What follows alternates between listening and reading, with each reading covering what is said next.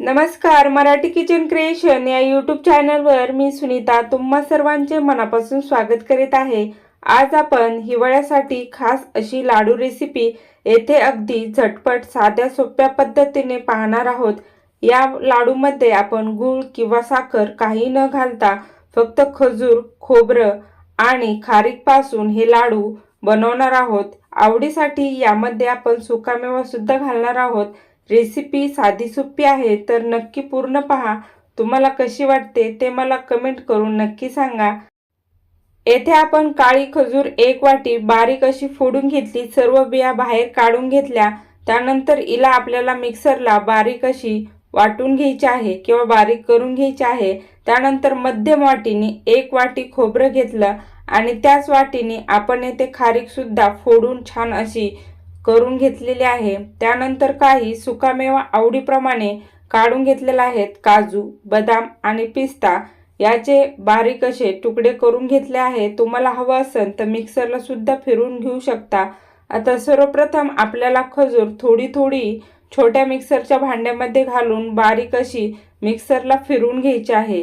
हे पहा, अर्ध्यापर्यंत खजूर घालून घेतली.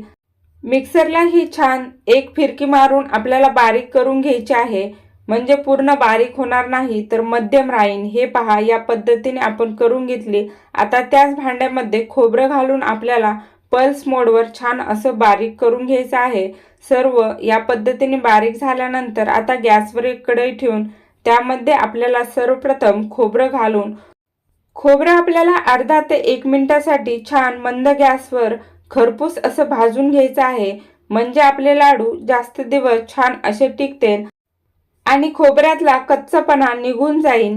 हे पहा, येथे आपल्याला मंद गॅसवर हे खोबरं भाजून घ्यायचं आहे. गॅस कुठेही मोठा करायचा नाही. खोबरं थोडंसं भाजून घेतल्यामुळं लाडवाची चव अजून छान अशी येते. तुम्हाला जर हवं असेल तर भाजून घ्या, नाही तर नाही भाजलं तरी चालेल. तुम्ही येथे पाहू शकता की आपलं खोबरं छान असं लालसर भाजलेलं आहे. हे पहा, अतिशय छान असं भाजून झालं. आता हे काढून घेऊया आणि याच कढईमध्ये आपल्याला सुकामेवा सुद्धा अर्धा मिनिटासाठी छान असा भाजून घ्यायचा आहे.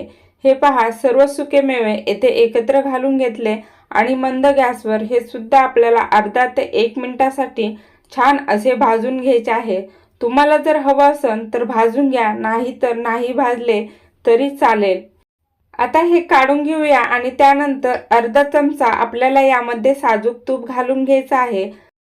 साजूक तूप छान असं गरम झाल्यानंतर यामध्ये आपण जी बारीक करून घेतलेली खजूर आहे ती सर्वप्रथम आपल्याला घालून घ्यायची आहे आणि खजूर मंद गॅसवर आपल्याला थोडा वेळ छान अशी परतून घ्यायची आहे. म्हणजे खजूर येथे थोडीशी आपल्याला स्मॅश करून घ्यायची आहे.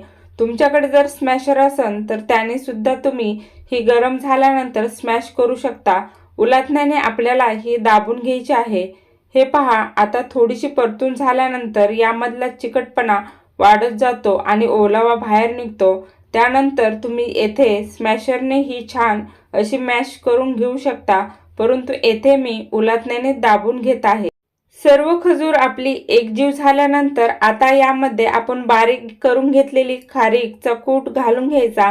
त्यानंतर बारीक करून घेतलेलं खोबरं सुद्धा यावर घालून घ्यायचं आणि सर्व सुकामेवा यामध्ये घालून घ्यायचा.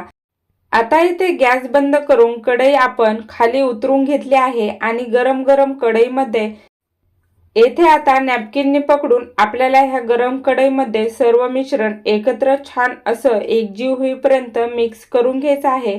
गरम असल्यामुळे छान असं मिक्स होतं. हे पहा, येथे छान सर्व मिक्स झाल्यानंतर आपल्याला एका मोठ्या ताटामध्ये घेऊन हे छान असं मळून घ्यायचं आहे किंवा मिक्स करून घ्यायचं आहे. हे आता थोडंसं थंड झाल्यानंतर एका ताटामध्ये घेतलं. आता हाताने छान असं हे चोळून घ्यायचं आहे किंवा चुरून घ्यायचं आहे. हे पहा, या पद्धतीने सर्व आपल्याला लाडू बांधता येईल अशा पद्धतीने मिक्स करून घ्यायचं आहे. तुम्ही पाहू शकता छान असे लाडू झटपट असे याचे बांधता येतात.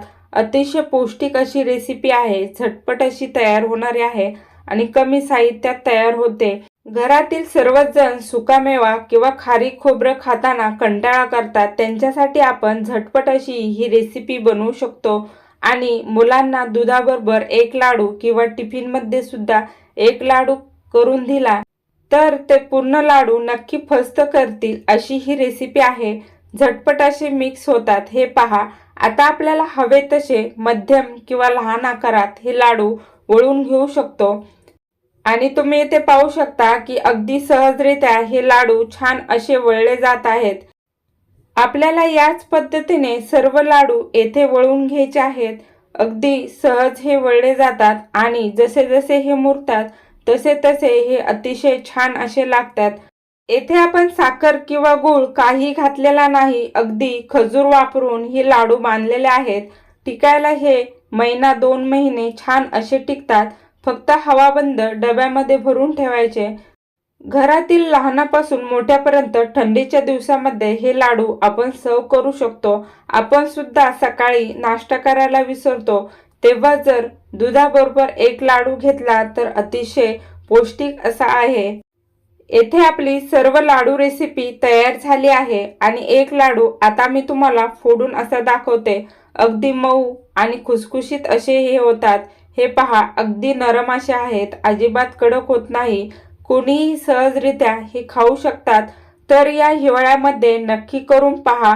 अतिशय पौष्टिक, आरोग्यकारी आणि चवदार अशी ही लाडू रेसिपी आपण येथे पाहिली।